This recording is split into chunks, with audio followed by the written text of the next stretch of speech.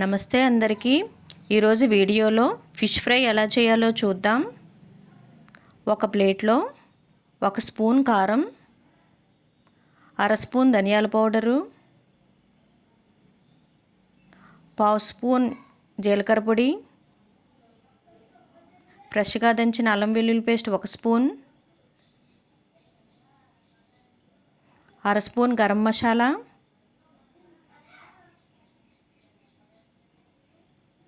3 స్పూన్ల కార్న్ఫ్లోర్,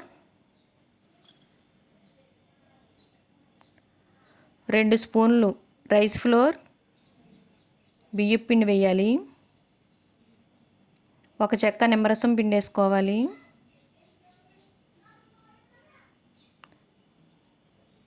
శుభ్రంగా మిక్స్ చేసేయండి. ఇవన్నీ కొంచెం వాటర్ వేసుకోవాలి. వీడియోలో చూపిస్తున్న కన్సిస్టెన్సీలో పేస్ట్లా చేసుకోవాలి. సాల్ట్ వేసిన క్లిప్పింగ్ మిస్ అయ్యిందండి.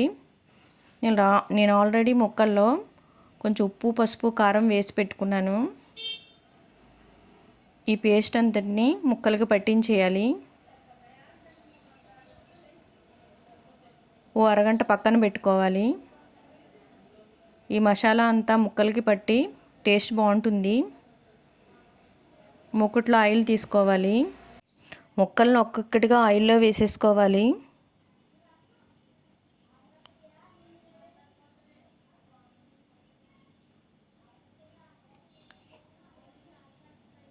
ఒక 5 నిమిషాలు అలాగే వదిలేయండి. సిమ్లో పెట్టి మూత పెట్టి ఆయిల్లో వేసేసిన తర్వాత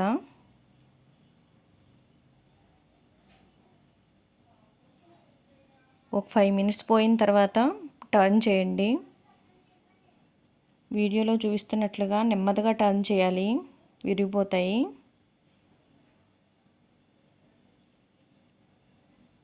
తర్వాత సర్వింగ్ బౌల్లోకి తీసేసుకోవాలి. యమ్మీ ఫిష్ ఫ్రై రెడీ అయిపోయింది. కరకరలాడే ఫిష్ ఫ్రై ఒకసారి ట్రై చేసి చూడండి, చాలా బాగుంటుంది టేస్టు. మనం చేపల పులుసు పెట్టుకుంటాం కదండి, ఆ పులుసులో ముక్కలు కూడా మనం డైరెక్ట్గా వేపేసుకోవచ్చు, చాలా బాగుంటాయి. ఇలా కన్నా అలా చాలా టేస్ట్ బాగుంటుంది. ఒకసారి ట్రై చేసి చూడండి. ఫిష్ ఫ్రై చేసి పులుసు పెట్టుకున్నా బాగుంటుంది. సాంబార్లోనికి చాలా బాగుంటుందండి ఈ డిష్.